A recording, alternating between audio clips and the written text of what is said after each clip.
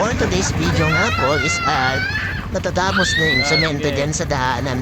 Dati ng mga bata pa kami, dyan kami naglalaro, mga putik, yung mga kumukuha kami ng kutsara. Tapos ngayon, sementada na. Napakaganda naman ng mga ginagawa ng mga barangay leaders natin. Salamat naman at na nakita nila ang solusyon sa problema ng mga putik dahil sa puro bato ang nasa daanan na yan. So yung tanda ko pa nung lasing ako, pupunta ako dyan na umuyihi. Tapos pagka uwi ko, natatapilok pa ako dahil sa lubak-lubak ng daanan. So yung mixer mo na dyan, inaayos na nila para makalis na rin sila mamaya. Sa balang gagawin ka dun, kaya nila pinagilid kasi dilinisin din nila mamaya. Tapos ayan, yung mga tapos ng semento ay pinapalitada na nila para maganda yung form ng semento sa daanan. And then yung mga bata naman dyan na makukulit, ayan si Jimin at si Starla, nanonood-nood din sila, nakikiasisyo, ayan, kikwentuhan pa sila. Tinuturo-turo nila yung mixer, tapos ayan, natumakbo na sila sa may tindahan. Hihingi na naman ng pagkain dyan sa tienda. And then yung isa naman, seryosi, habang tinitignan nila yung mga semento dyan na pinapalitada, tinignan din nila yung mga viewers, and then yung mixer talaga No, they're spinning every tinitignan round. nila, yan yung paglilinis kung paano linisin yung mixer.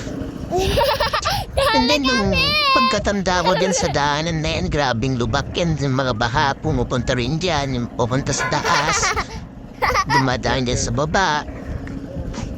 Then ang problema naman ngayon, kung saan napupunta yung mga tubig dyan na papuntang pababa sa may daanan. Then na yan, binuhusan ng rain mixer para linisan.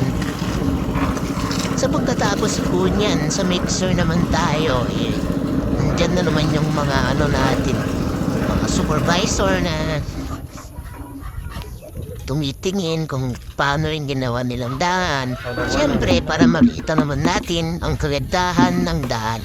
Bigyan mo sa mama sa'yo. Mom Stella, I picture Kung you. nakikita nyo, nung mga araw na yan, 2 araw lang nilang ginawa. Sa ilaw. Ayun. So yung tandaan dyan, napakabilis ng kanilang tatrabaho. Hindi na yan nga po, niligpit lang po nila yung mga timba na ginamit nila kanina. Tapos yan yung nagbibideo dyan, si Jimin na yan, tinuturo na siya.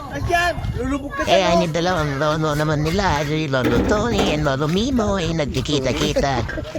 Ang binibidyo-bidyo nila, pipicturean daw niya. Lopong bata mo talaga ito. Sige, kuha mo kayong picture. Wala mo kami rin. Si Lopo ka, sabi niya. Wala mo sila Kaya post naman sila dyan. Then, You see more, Daddy. kaya nagtatlo naman na sila yan. Ayan. Tatlo na silang supervisor na tumitingin-tingin dyan sa palitada ng pagsusumento nila. Ayan, sobrang gabi na rin yan dahil sa in-overtime at inayos talaga nila ang Look at daanan para maging maganda ang resulta ng semento. And then si Starla naman, ayan, guwapo naman neto.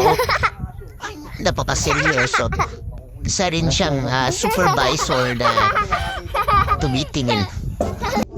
Ayan, maraming salamat po sa panonood.